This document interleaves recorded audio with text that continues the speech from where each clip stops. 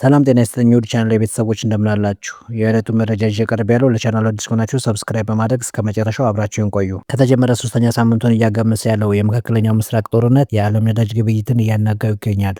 በተለይ ለዓለም ገበያ ከሚቀርቡ ነዳጅና የተፈጥሮ ጋዝ 20 በመቶ መተላለፊያ የሆነው የሆርሙዝ ሰርጥ መዘጋቱ በዓለም ኢነርጂ ገበያ ውስጥ ትልቅ ተጽዕኖ ፈጥሯል። በየቀኑ 17 ሚሊዮን በርሜል ድፍድፍ ነዳጅ ዘይት የሚቀዳበት ነው የሚባለው የፋርስ ባህረ ሰላጤው ቀጠና ከዓለም ገበያ ጋር ተቆራርጧል። በዚህም የተነሳ የዓለማችን ከፍተኛ መጠን ነዳጅ አምራቾች ሳውዲ አረቢያ፣ ኩዌት፣ የተባበሩት አረብ ኤሚሬት፣ ኢራን፣ ኢራቅ፣ ኦማንና ባህሬን የመሳሰሉ ሀገሮች አቅርቦታቸው መስተጓጎሉ ታውቋል። ለዓለም የተጣራ ፈሳሽ ጋዝ በማቅረብ ቀዳሚዋ ሀገር የሆነችው ኳታርም ምርቷን ለዓለም ገበያ ማድረስ አልቻለችም። ከዚህ በተጨማሪ ኢራን በባህረ ሰላጤው የኃይል መሰረተ ልማት ላይ ከፍተኛ ጥቃት ስትሰነዝር ድሮኖች የኩዌትን ትልቁን የነዳጅ ማጣሪያ ፋብሪካ ደብድበዋል። አርብ ረፋድ ላይ ኩዌታውያን የረመዳን ወር የሚያበቃበትን የኢድ አልፈጥር ሲያከብሩ በቀን ወደ 730 ሺህ በርሜል ዘይት የሚያስኬደውን ሚን አል አመዲ ማጣሪያ ላይ በርካታ ክፍሎቹ ላይ ከፍተኛ የእሳት ቃጠሎ ደርሶበታል። የኩዌት ብሔራዊ ነዳጅ ኩባንያም ምንም እንኳን ጉዳት ባይደርስም በርካታ የፋብሪካው ክፍሎች እንደተጎዱ ገልጿል። ከዚህም ጋር በተያያዘ የኢራን የውጭ ጉዳይ ሚኒስቴር አባስ አራግቺ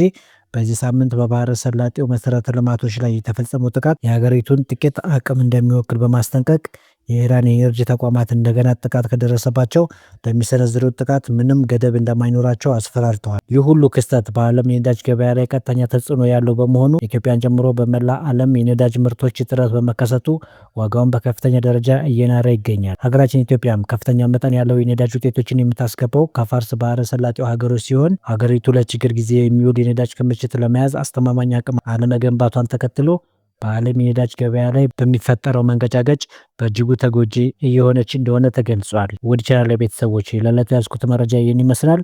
በቀጣይ ጊዜ እስከምንገናኝ መልካም ጊዜ